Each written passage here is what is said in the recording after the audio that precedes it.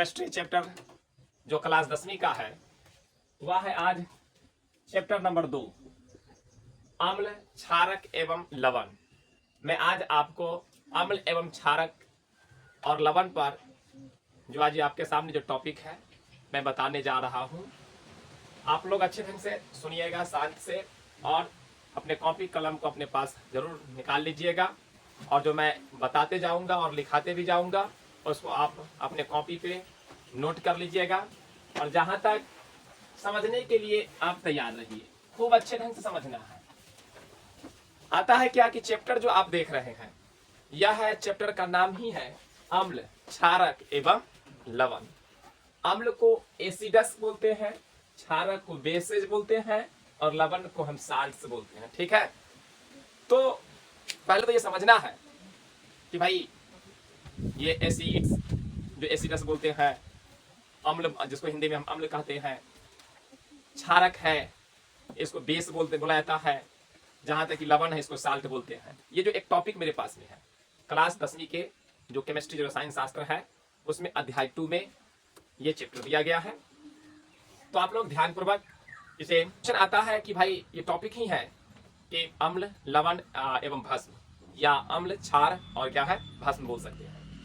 आपने देखा होगा या आपने महसूस भी किया है कि गर्मी का जो मौसम होता है उसमें आपका जो भोजन होता है, भोज्य पदार्थ जो होता है, जो आप लोग घर पे भोजन बनाते हैं, तो बनाने के बाद क्या होता है, थोड़ी देर के बाद उसमें देखिए जब आप लोग भोजन करने जाते हैं, थोड़ी देर के बाद जब भोजन करते हैं तो उसमें क्या होता है, खटापन आ जाता है भोजन में, कड़वा आ जाता है भोजन में।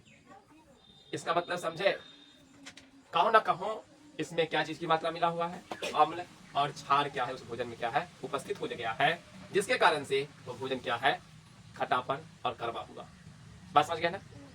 आप जानते हैं कि गर्मी के मौसम में बहुत सारे बैक्टीरिया का क्या होता है उत्पत्ति होता है। ठंडे के मौसम में देखिएगा कि भोज्य पदार्थ जो होता है, जो भोजन होता है वह खराब नहीं होता है, मतलब अधिक दिन तक रह सकता है। लेकिन गर्मी के मौसम में जैसा ही आप क्या करेंगे, भोजन में आप अपना हाथ खाली डाल दीजिएगा, ठीक है, जैसे चावल हुआ, जो भोजन पकाया गया, चावल, दाल, सब्जी, जो ये सब भोजन जो आप देख रहे हैं, अगर इसमें अगर आप हाथ से अगर भोजन निकाल लेते हैं और थोड़ी देर के बाद आप उसी भोजन को फिर जाकर के यूज करना चाहते हैं, देखिएगा उसमें लसलसापन आ जाता है, खट्टापन आता है। ये हुआ है कि नहीं हुआ? हुआ है ना जी। तो कहो ना कहो क्या इसका कारण क्या है कि गर्मी के मौसम में क्या है, बैक्टीरिया क्या है उसका जन्म ज्यादा होता है। ठीक है, बहुत सारे बैक्टीरिया अधिक मात्रा में उनका प्रजनन होते रहता है, जन्म ले चुके हैं। वही ठंडा के मौसम में देखिएगा ये सब बैक्टीरिया क्या होते हैं, निष्क्रिय हो जाते हैं। बैक्टीरिया रहते हैं लेकिन ये क्या होते हैं, इनका डेवलपमेंट नहीं होता, ये सब निष्क्रिय हो जाते हैं। आ गया समझ में? तो इसीलिए हम लोग जब घर पे खाना बनाते हैं, घर में खाना बनाते हैं तो क्या करते हैं, खाना को पकाने के बाद जहां शीतल जगह होता है उस शीतल जगह पर क्या करते हैं, हम भोजन को रख देते हैं। बात समझ गए ना। तो हम लोग क्या करते हैं, अगर दाल चावल अगर बना हुआ है तो एक करछुल का प्रयोग करते हैं, और करछुल से क्या करते हैं, उसको निकालते हैं, क्योंकि हमारे हाथों में बहुत सारे बैक्टीरिया है। ठीक है, जैसे हम उसको छुएंगे, उस भोजन को हाथ से काढ़ेंगे, वैसा ही क्या हो जाएगा, उस बैक्टीरिया उसमें क्या हो जाएगा, प्रवेश कर जाएगा और जाकर तो भोज्य पदार्थ पर क्या करेगा, भोजन पर क्या करेगा, अपना प्रजनन क्षमता को क्या करेगा, बढ़ा देगा। आज ऐसा ही बैक्टीरिया का अपार बढ़ोतरी होगा तो ऑटोमेटिक भोजन खाने योग्य नहीं रहेगा। आ गया समझ में? तो आइए आप लोग अच्छे ढंग से समझ गए हैं कि बैक्टीरिया से ही क्या है यहाँ पर भोजन का जो भोज्य पदार्थ है, जो भोजन है वो फूड का पॉइजनस बनता है। ठीक है, तो कभी भी यह ध्यान रखिएगा कि खाना खाते वक्त आप हाथ का इस्तेमाल ना कीजिएगा। सोचे हाथ से डेगची में क्या किया, हाथ डाल दिए और सोचे निकाल दिए। ऐसे बहुत लोग करते थे या करते होंगे अभी भी, न समझे, क्योंकि देखिए माँ नहीं है, ठीक है, तुरंत चुप्पे चापे गए, हाथ बढ़िया से धोल धाल नहीं है, आप सरफ से या साबुन से साफ भी नहीं किए, जैसे गए स्कूल से पहुंचे वहां और बर्तन में हाथ डाल दिए, निकाल दिए। ठीक है, थोड़ी देर के बाद देखते हैं कि भाई अब वही आपकी मम्मी या आपके भाई या आपका घर के कोई भी सदस्य जाते हैं और वो खाना को क्या करते हैं, कार के जैसे ही लाते हैं, जैसे ही खाते हैं खटापन होने लगता है। तो माँ तुरंत पकड़ लेती है कि हाँ कहो ना कहो वो आई है या आया है और वो क्या किया है, हाथ से खाना को काट लिया है। तो आपको बहुत दबार भी लगता है। आ गया समझ? तो हाथ से जखनिया का खाना को क्या करेंगे, भोजन को काटेंगे और खनिया उसमें क्या बैक्टीरिया का क्या हो जाएगा, आगमन हो जाएगा। या ज्यादा देर तक छोड़ दीजिएगा तो उसमें बैक्टीरिया क्या होगा, प्रवाहित पूरी तरह उसमें प्रवेश कर जाएगा और क्या और रुचिकर गंध पैदा कर देगा, खाने योग्य नहीं रहेगा। बात समझ गए ना। तो अब यहाँ पर कंडीशन आता है कि भाई अम्ल है क्या, क्वेश्चन तो आएगा कि अम्ल है क्या, अम्ल के बारे में तो जानना होगा। तो अम्ल जो शब्द जो है, या जो अम्ल जो बात कर रहे हैं अम्ल, तो अम्ल की बात जैसे ही हम करते हैं तो अम्ल एक अंग्रेजी शब्द जो हम कहते हैं उसको हम एसिडस बोलते हैं। हम लोग को क्या बोलते हैं अंग्रेजी में, एसिडस बोलते हैं। क्या बोलते हैं, एसिडस बोलते हैं। और एसिडस जो है ना, ये एसिडस जो बोलते हैं इसको, एसिड शब्द बोलते हैं इसको, एसिड का हम हिंदी में अम्ल बोलते हैं, ये एसिडस शब्द से लिया गया है, ठीक है। और जिसका अर्थ होता है खट्टा, जिसका अर्थ क्या होता है, खट्टा होता है। इसलिए हम कह सकते हैं कि अम्ल का गुण क्या है, खट्टा है, ठीक है। तो अम्ल उसे कहा जाता है जो अम्ल उसे कहा जाता है जो स्वाद में कैसा होगा, खट्टा होगा। स्वाद में क्या होगा, खट्टा होगा। जैसे नींबू देखे ना, नींबू का रस पिया है कि नहीं पिया है, तो वो स्वाद में कैसा है, इमली क्या है, खट्टापन है या नहीं है। तो आप इमली का नाम लेते हैं तो मुख में क्या आता है, पानी आ गया। भाई इमली एक ऐसा पदार्थ है जिसको बोलने से ही क्या होता है, पानी आ जाती है। तो देखेंगे, आपने देखा नींबू देखा, इमली देखा, जो आपने उसका यूज किया है, ठीक है, जमीन पर रख देते तो देखते हैं खदका देता है उसको, ना खदका देता है। तो अब नींबू इमली ये सब क्या है, खट्टापन है। नींबू में आप जानते हैं ना कि कौन अम्ल पाया जाता है, सिट्रिक अम्ल पाया जाता है, कौन अम्ल पाया जाता है, और इमली में टार्टरिक अम्ल पाया जाता है, पाया जाता है। ऐसे बहुत सारे अम्ल की चर्चा हम लोग करेंगे। तो अम्ल का स्वाभाविक गुण क्या है, अम्ल शब्द से ही पता चलता है कि यह अम्ल जो है एसिड होता है, हिंदी में इसको मतलब कि अम्ल बोलते हैं, अंग्रेजी में इसे एसिड बोलते हैं। इसका जो उत्पत्ति एसिडस से लिया गया है, एसिडस का अर्थ होता है क्या होता है, खट्टा होता है।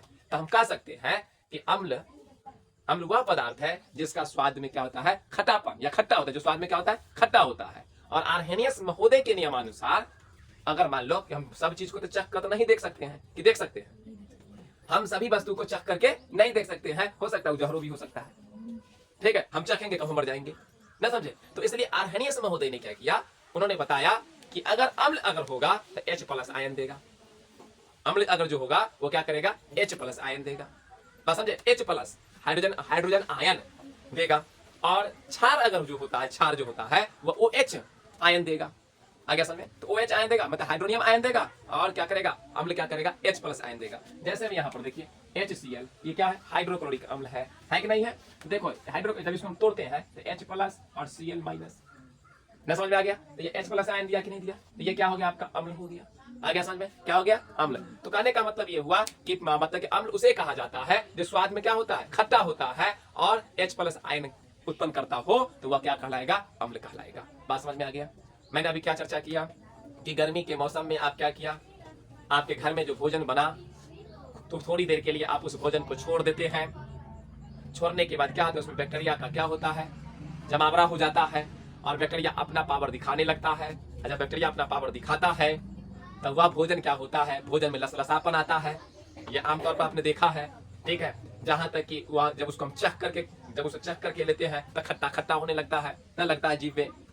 तो इससे स्पष्ट हो गया कि इसमें क्या हुआ, हो सकता है कि वह खट्टापन न होकर कड़वा भी हो सकता है, ठीक है। तो ये सब कहो न कहो ये जो दर्शा रहा है, ठीक है, तो यह सब क्या दर्शा रहा है, अम्ल और क्षार के होने का क्या कर रहा है, उस भोजन में दर्शा रहा है। बस समझ गया।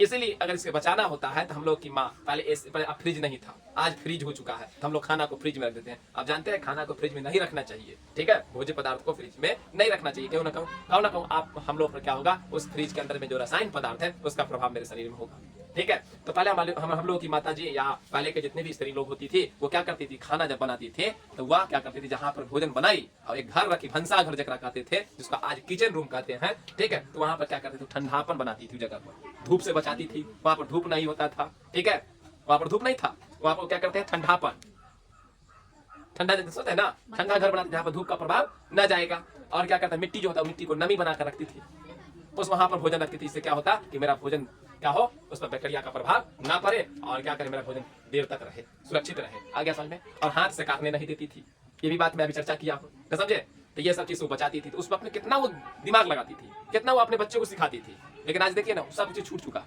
ना, फ्रिज ले आइए तो फंडा चीज ले आइए, तो जैसे हमारा साधन बढ़ते गया वैसे हम उसका क्या उपयोग करते गए, और उसका निगेटिव प्रभाव पड़ा, लेकिन उस पर कोई निगेटिव प्रभाव नहीं पड़ा। जो भी कार्य होता था, जो भी हमारी माता जी जो भी मतलब भोजन बनाती थी या भोजन रखती थी, रखने का सामग्री होती थी, तुरंत वह एकदम साफ सुथरा होता था, न समझे। और जिससे हमारे बॉडी पर भी उतना असर नहीं कर पा रहा था। लेकिन आज जो भी हम खाना खाते हैं, हम जो भी खाना को हम फ्रिज में रखते हैं, वो खाना को पॉइजनस बन जाता है, पूरा पॉइजन हो जाता है, और उसको हम यूज करते हैं। हम 2 दिन तक खाना रख लेते हैं, हम 1 दिन तक खाना रखते हैं, और वो खाना को फिर क्या करते हैं, निकाल कर खाते हैं। कहो ना कहो हमारे लिए बॉडी के लिए क्या है, हानि होगा। आ गया समझ में। तो अब हम आपको अम्ल की चर्चा करा रहा था, ठीक है, कि अम्ल होता क्या है। तो अम्ल को मैंने अभी आपको बताया कि अम्ल को अंग्रेजी में हम क्या बोलते हैं, एसिड बोलते हैं, और ये एसिडस शब्द से निकला हुआ है, और एसिडस शब्द का अर्थ होता है खट्टा। क्या होता है, खट्टा। मतलब कि अम्ल अम्ल का अपना स्वभाव गुण क्या है? खट्टा होना।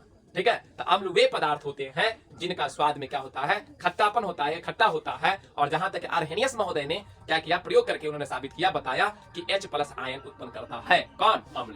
ठीक है ना, तो आप लोग का परिभाषा याद हो गया। अम्ल किसे कहते हैं? तो अम्ल वे पदार्थ होता है जो स्वाद में खट्टा होता है और H+ आयन उत्पन्न करता है, वो क्या कहलाता है? अम्ल कहलाता है। बात समझ में आ गया कि नहीं आया? समझ में आ गया? तो लिखिए अम्ल, इसको एसिड बोलते हैं। अम्ल को एसिड बोला जाता है। ठीक है, अम्ल को क्या बोला जाता है? एसिड। अम्ल वह पदार्थ है जो स्वाद में खट्टा होता है। अम्ल वह पदार्थ है जो स्वाद में खट्टा होता है। अम्ल वह पदार्थ है जो स्वाद में खट्टा होता है और H+ आयन उत्पन्न करता है। H+ आयन उत्पन्न करता है। H+ आयन उत्पन्न करता है। अम्ल कहलाता, मतलब हो गया, अम्ल वे पदार्थ हो ही गया ना। तो अब कहलाता क्यों है? पहले से मैं जवाब दे दिया हूं। ठीक है, अम्ल वे पदार्थ है जो क्या होता है? स्वाद में क्या होता है? खट्टा होता है और क्या H+ आयन उत्पन्न करता है। जैसे में लिख सकते हैं HCl, हाइड्रोक्लोरिक अम्ल। देखो HCl को क्या बोलते हैं? हाइड्रोक्लोरिक अम्ल। HYDRO, hydrochloric. CHLORIC, chloric acid. ACID, acid, hydrochloric अम्ल। अब देखो, इसको तो चेक कर नहीं देखा है, तो नहीं देखा है तो आर्हेनियस महोदय ने क्या किया, समझे? उन्होंने क्या बताया कि जो H+ आयन देगा, क्या देगा? अब देखो, ये भी H हाइड्रोजन क्या करता है? एक इलेक्ट्रॉन खोने की प्रवृत्ति इसमें है। ठीक है, और एक इलेक्ट्रॉन खो करके किसको देगा भाई? क्लोरीन को दे देगा, क्योंकि क्लोरीन क्या है? वर्ग 17 का तत्व है। ठीक है, और वर्ग 17 का तत्व को हम हैलोजन फैमिली बोलते हैं। ठीक है, तो ये विद्युत ऋणात्मक तत्व होता है। ठीक है, मतलब कि क्लोरीन भी चाहता है कि मुझे एक इलेक्ट्रॉन दे देता कोई व्यक्ति या कोई तत्व मुझे एक इलेक्ट्रॉन दे देता, तो मैं भी निष्क्रिय बन जाता। वो एक इलेक्ट्रॉन लेकर के क्या बनना चाहता है? निष्क्रिय बनना चाहता है। बात समझ गया? तो इसके क्लोरीन के जस्ट आगे जो बढ़िएगा तो आर्गन नाम का एक तत्व है जो क्या है? निष्क्रिय तत्व है। आगे समझ में या नहीं समझ में आया? आया जी? आर्गन नामक तत्व क्या है? उसकी परमाणु संख्या कितना? 18 है। ठीक है, और वह एक इलेक्ट्रॉन अगर क्लोरीन की परमाणु संख्या कितना होता है भाई?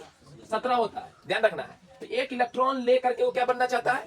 18 बनना चाहता है। इसमें इलेक्ट्रॉन की संख्या 18 होना चाहता है। जो 18 नंबर का जो तत्व है वह निष्क्रिय तत्व है जिसका नाम है आर्गन। तो देखो ये क्या करता है? तो ये हाइड्रोजन क्या करता है कि एक इलेक्ट्रॉन छोड़ करके, इसकी परमाणु संख्या 1 होता है हाइड्रोजन का, एक इलेक्ट्रॉन छोड़ेगा तो क्या 0 हो जाएगा? तो 0 तो ऑटोमेटिक क्या है? निष्क्रिय है कि नहीं है ना जी? 0 क्या है? ऑटोमेटिक निष्क्रिय है। तो ये एक इलेक्ट्रॉन छोड़ने के लिए व्याकुल है कि भाई एक इलेक्ट्रॉन छोड़ देता हूं। छोड़ कर किसको? जैसे ही एक इलेक्ट्रॉन छोड़ेगा बेटा, तो ध्यान रखना H+ आयन होगा। तो आप कहोगे सर प्लस क्यों हो गया? कंडीशन तो आया, प्लस क्यों हो गया? तो देखो यहाँ पर हाइड्रोजन की परमाणु संख्या या किसी भी तत्व की परमाणु संख्या बराबर होता है, परमाणु संख्या बराबर होता है प्रोटॉन की संख्या। प्रोटॉन की संख्या, ठीक है, अब बराबर होता है इलेक्ट्रॉन की संख्या। इलेक्ट्रॉन की संख्या समझ लीजिए, प्रोटॉन की संख्या बराबर क्या होता है? इलेक्ट्रॉन की संख्या। अब बेटा याद रखना कि प्रोटॉन की संख्या को P से स्वीट करते हैं, इसका चार्ज होता है प्लस। प्रोटॉन पर प्लस चार्ज होता है, इलेक्ट्रॉन पर कौन चार्ज होता है? माइनस चार्ज होता है। प्रोटॉन पर कौन सा चार्ज? इलेक्ट्रॉन पर कौन सा चार्ज? बात समझ में आ रहा है कि नहीं आ रहा है? ठीक है, अब देखो यहाँ कि अब हाइड्रोजन की परमाणु संख्या 1 है, इसका कहने का अर्थ है कि इलेक्ट्रॉन की संख्या भी 1। अब प्रोटॉन की संख्या कितना? 1 होगा। कहने का यहाँ तात्पर्य हुआ क्या कि परमाणु संख्या बराबर क्या? प्रोटॉन की संख्या बराबर इलेक्ट्रॉन की संख्या। अब इलेक्ट्रॉन की संख्या कितना है भाई? हाइड्रोजन की परमाणु संख्या 1 है, इलेक्ट्रॉन की संख्या भी 1 हो जाएगा, प्रोटॉन की संख्या क्या हो जाएगा? 1 हो जाएगा। समझ में नहीं आ रहा है? जब 1 आ जाएगा तो अब कंडीशन यहाँ देख लीजिए, तो इसमें से कौन गायब हुआ है? इलेक्ट्रॉन। इलेक्ट्रॉन ही क्या करेगा? अपना स्थान को चेंज करेगा। ठीक है, प्रोटॉन कभी भी चेंज नहीं करता है, प्रोटॉन अपने नाभिक में स्थित रहता है। ठीक है ना, तो इलेक्ट्रॉन क्या करता है? ये चेंज करता है, ये अपना घूमते रहता है, एकरा आवारा कहा जाता है। इलेक्ट्रॉन क्या है? आवारा है। आवारा का अर्थ होता है कोई वारा नहीं इसका, न समझा? देखिए जितना मन होगा कोई व्यक्ति ना करेगा घर का आवारा लड़का जाता है, मतलब उसको कोई रोकने वाला। जब मन होगा तो रोड पर चला जाएगा, जब मन होगा तो गाछी में चला जाएगा, जब मन होगा तो स्कूल चला जाएगा, जब मन होगा तो कोचिंग जाएगा, जब मन होगा तो विद्यालय बाजार चला जाएगा, मतलब कि वो पर कोई मतलब नहीं है। ठीक है, आवारा टाइप का, तो वो इलेक्ट्रॉन है। ठीक है, एक मन होता है जाना आने का काम करता है। ठीक है, तो देखो तो यहाँ पर जो क्या कहते हैं, इलेक्ट्रॉन पर माइनस चार्ज। अब देखो जैसे एक इलेक्ट्रॉन खोएगा, तो एक इलेक्ट्रॉन खो देगा, हटा देगा, तो अब इलेक्ट्रॉन की संख्या क्या हो जाएगा? 0। लेकिन प्रोटॉन की संख्या कितना? 1 है, प्रोटॉन तो नहीं रह गया। कि प्रोटॉन हटा है? वो नहीं रह गया। तो अब एक चीज बताओ, प्रोटॉन में और इलेक्ट्रॉन में अंक किसका ज्यादा हो गया? इलेक्ट्रॉन का कि प्रोटॉन का?